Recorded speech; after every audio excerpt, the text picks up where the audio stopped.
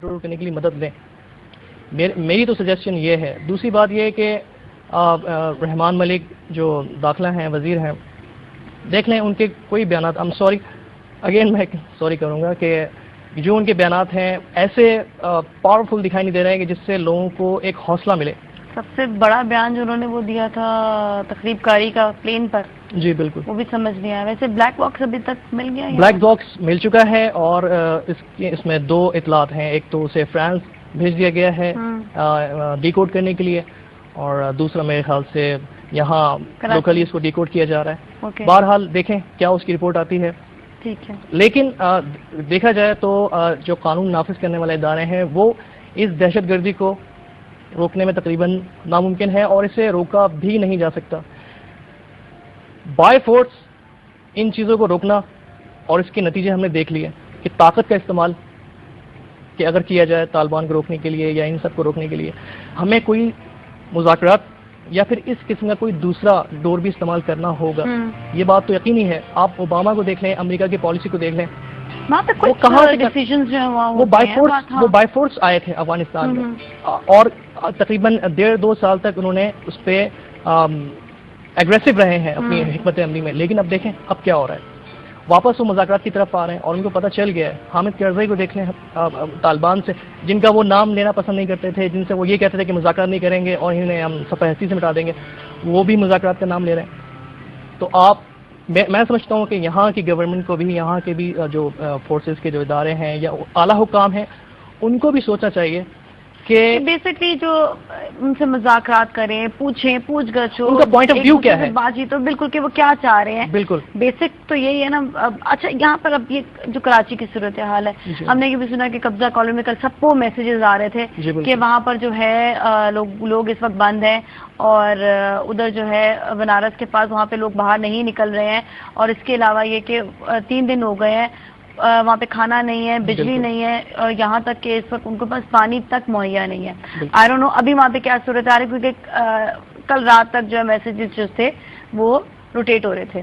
اچھا دوسری چیز, اب تو لوگوں کو اتنی آسانی ہو گئی ہے یہاں پر کہ کوئی بھی ایسا کوئی قصہ ہو رہا ہو, آپ فوراً سے جو ہے مطلب چینلز والوں نے اتنی سہولیات دی ہیں کہ آپ فوراً سے ریکارڈ کر کے ان کو آپ بھیج دیں, تاکہ بیسکلی کئی جو ہے آپ کو یہ بھی پتہ چلے گا کہ مطلب کیا سچویشن چل رہی ہے. چینلز والے اس وقت اتنا پورے پاکستان کے سچویشن میں ساتھ دے رہے نا مست سے, بلکہ کئی لوگوں نے چینلز والوں کو کال کر کے سچویشن بتائی ہیں جہاں جو پرابلمز ہو رہے تھے. آپ یہ دیکھیں پولیس والوں کو کال کرنے کی بجائے وہ چینلز والوں کو کال کرتے ہیں. ان کو یہ لگتا ہے کہ یہ لوگ ہی سہارا ہیں, یہ لوگ جب دکھائیں گے تو پھر کچھ ہو جائے گا کسی کو. یہ والی سچویشن ہے یہ. بالکل, آپ یہ دیکھیں. میں سمجھتا ہوں کہ اگر میڈیا نہ ہوتا جو اس وقت ہے, جو گروم کر چکا ہے, اور بلکہ اسے اور مزید گروم کرنا ہے میرے حساب سے انشاءاللہ, ٹھیک ہے, اگر یہ نہ ہوتا تو اس وقت جو صورتحال چل رہی ہے اوور آل پاکستان کی, اور اسپیشلی کراچی میں ٹارگٹ کلنگ کی سچویشن, وہ اس سے زیادہ خراب ہوتی. کیونکہ لوگوں کی سنوائی نہیں ہو رہی ہوتی, اور یہ جو دہشت گرد عناصر ہیں یہ کھل کر کام کر رہے ہوتے. تو یہ میڈیا ہی ہے جو اس وقت میڈیا پبلک کی امیدوں کا مرکز ہے. بالکل بالکل, انٹرنیٹ ہو گیا, آپ کا موبائل ٹیکنالوجی ہو گئی, اس سے لوگ جو ہیں ان کو کم از کم ایک امید ضرور ہے کہ ہماری آواز آگے تک پہنچ سکتی ہے اور اس پر کچھ نہ کچھ تو ہوگا.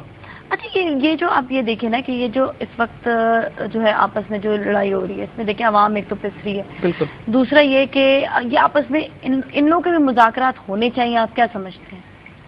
مذاکرات ہونے چاہیے اور مذاکرات ہوتے رہے ہیں. دیکھیں نا, تو پھر اب سچویشن کنٹرول میں کیوں نہیں آ رہی؟ بات میں پھر وہیں سے کروں گا کہ سب کے مفادات بالکل ڈفرینٹ ہیں. ٹھیک ہے نا, جب مفادات ڈفرینٹ ہوتے ہیں تو وہ پھر اس کو سیکیور کرنے کی کوشش میں بھی لگتے ہیں. جتنی بھی پولیٹیکل پارٹیز ہیں آپ دیکھ لیں, ان کے انٹرسٹ بہت ڈفرینٹ ہیں ایک دوسرے سے. اگر آپ ہسٹری تھوڑی سی اگر پولیٹیکل دیکھیں, اگر اتحاد ہوتا بھی ہے نا کسی پارٹیز میں تو وہ صرف وقتی ہوتا ہے, اور اگر وقتی ہم تھوڑا سا اس کو سائڈ میں رکھ دیں تو اس کے پیچھے کوئی نہ کوئی مقصد ہوتا ہے جو مشترکہ ہوتا ہے اور دونوں کا حصول ہوتا ہے. ان دونوں پارٹیز کے درمیان جو اتحاد ہو رہا ہوتا ہے اس کو کوئی نہ کوئی ہدف حاصل کرنے کے لیے اس اتحاد کو کیا جاتا ہے. جہاں تک امن کی بات ہے, شہر میں امن کی, تو دیکھ لیں پارٹیز کا اتحاد بھی ہے, دعوے بھی کیے جاتے ہیں کہ اتحاد بھی چل رہا ہے, یہ چل رہا ہے. میری یہ سمجھ نہیں آتا کہ جب آپ اتحاد چل رہا ہے، آپ حکومت میں بھی ہیں، اس کے باوجود آپ ہی کی عوام ماری جا رہی ہے، اور وہ معصوم بیچارے جن کا روز کمانے کا ہے، جو بیچارے ملازمتیں کرتے ہیں، کس طریقے سے اپنی اولاد کو پال رہے ہیں، کس طریقے سے اپنا گھر چلا رہے ہیں، اس مہنگائی میں، مہنگائی بھی ہمیں جس طرح سے برابر سے مل رہی ہے، یہ بھی ایک الگ المیہ ہے، اس پہ بھی ایک بحث ہونی چاہیے. لیکن میں یہ کہہ رہا ہوں کہ کس طریقے سے وہ کر رہے ہیں اور وہ کس طریقے سے گھروں سے نکلتے ہیں. اس وقت جس طرح سے میں آتا ہوں اس وقت آفس، تو میں اپنے اراؤنڈ بالکل میں ہوشیار ہو کے آتا ہوں، باقی اللہ کے ہاتھ میں ہے، لیکن پھر بھی ہونا پڑتا ہے. ویسے تو ویسے بھی دعا پڑھ کے نکلنا چاہیے، لیکن پھر بھی آپ کو ایک ہوتا ہے کہ آپ اللہ کی حفظ و امان میں رہیں. تو اس کا نشانہ کون بن رہا ہے؟ صرف عوام. ابھی دیکھیں مینٹلی طور سے کتنی زیادہ اس میں تکلیف ہوتی ہے. اچھا یہ سمجھنے تھے کہ یہ دو پارٹیز کے ساتھ کیا کوئی تیسری پارٹی جو ہے اس کا مفاد اٹھاتی ہے یا یہ آپس میں ہوتا ہے؟ سوری تھوڑا سا کلیئر کیجیے گا. مطلب دو پارٹیز آپس میں لڑ رہی ہیں کہ تیسری کوئی پارٹی اس چیز کا فائدہ اٹھاتی ہے؟ بالکل بالکل، اور خاص طور پہ تیسری پارٹی تو اٹھائے گی. یہ تو ایک ہماری ایک نیچر میں ہے بحیثیت پاکستانی.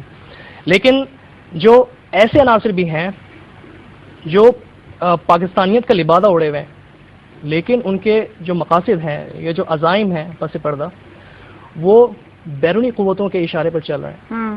ٹھیک ہے، اور یہ بھی ازل سے روشن ہے، یہ بات سب کے سامنے ہے کہ یہاں ہمارے ملک میں موجود ہیں ایسے لوگ جو باقاعدہ پیڈ ہوتے ہیں. ان میں ہر میڈیا سے تعلق رکھنے والے لوگ ہیں، ہر شعبہ زندگی سے تعلق رکھنے والے لوگ ہیں. وہ جب پارٹی میں آتے ہیں تو پھر وہ اسی مشن پہ کام کرتے ہیں جو انہیں انسٹرکشن باہر سے مل رہی ہوتی ہیں. پرسنالٹیز جو ہیں پولیٹیکل، ان کو ٹارگٹ بنانا، جبکہ ان کا کوئی مقصد حصول نہیں ہوتا. مطلب یہ کہ ٹارگٹ کوئی بناتا ہے اور پارٹیز آپس میں جو ہے ایک دوسرے سے ان کا کینہ بغض آپس میں پیدا ہو جاتا ہے، پھر ان کے خلاف ایک دوسرے کے خلاف بیانات شروع ہو جاتے ہیں. دیکھیں جب آپ کے امید میں اگر اختلاف ہوں گے نا تو کوئی تیسرا ضرور فائدہ اٹھائے گا اس سے. وہ بیچ میں کوئی ایسی بات کر دے گا کہ ہم دونوں میں مزید غلط فہمی اور یہ چیز بڑھے گی. تو اگر یہ اختلافات کو، آپس کے اختلافات کو آپ ختم کریں یا کوشش تو کریں کہ آپ مل جل کر رہے ہیں، جو اتحاد کی بات ہے، چاہے وہ پارٹی ہے چاہے وہ کچھ بھی ہے، آپ اس سے بہتر کہ لڑائی کرنے سے بہتر ہے کہ اس چیز کو، اس پرابلم کو سارٹ آؤٹ کیا جائے. بالکل بالکل. اور ایک ایسا فورم ہونا چاہیے میرے حساب سے، ایک ایسا فورم ہونا چاہیے جو ان پولیٹیکل پارٹیز کے افیئرس کو جو ہے نا واچ کرے. وہ واچ کریں، بہت آپ نے اس کو واچ کرے، اور وہ بالکل غیر جانبدار ہو، نیوٹرل ہو، بالکل نیوٹرل ہو. اس کا کسی سے لینے نہیں ہونا چاہیے، کسی جماعت سے وابستگی نہیں ہونی چاہیے. اس کا موٹو صرف یہ ہونا چاہیے کہ پولیٹیکل پارٹیز کی اخلاقیات، ان کے بیانات، ان کے اعمال کسی بھی ایکشن کے حوالے سے جو اگر وہ پاکستان کے یا ہمارے قومی مفاد کے خلاف جاتا ہے تو وہ اس کو روکے یا اس کو تنبیہ کرے.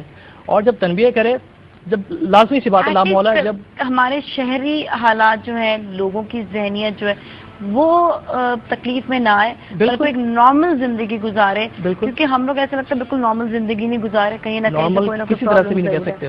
بالکل نہیں کہہ سکتے. چلیں، تھینک یو سو مچ، آپ کا بہت بہت شکریہ. آپ نے جو ہے بہت سی کچھ امپورٹنٹ باتیں بتائیں، اسپیشلی آپ نے پارٹیز کے حوالے سے اور تھوڑا بہت ملک کے حوالے سے. تھینک یو سو مچ. آپ سے پھر انشاءاللہ آپ کو ضرور بلائیں گے اور مزید کسی نہ کسی ٹاپک میں بات کریں گے. اس کے ساتھ ہی ناظرین، we have to take break کے بعد واپس آئیں گے اور آپ کی ملاقات کروائیں گے. ایک سائیکالوجسٹ ہیں جو یہ بتائیں گی کہ کراچی کی ملک بھر کی سچویشن سے انسان کے ذہن پر کیا کیا پرابلمس کریٹ ہوتے ہیں اور ان پرابلمس کو ہم گھر بیٹھے کیسے سالو کر سکتے ہیں. کیونکہ مشکل تو ہے ہی، پرابلم تو ہے ہی، لیکن اس کو سالو کس طرح سے کیا جائے. تو ہم جائیں گے بریک کی جانب. بریک کے بعد آپ سے پھر ملتے ہیں. Stay with us.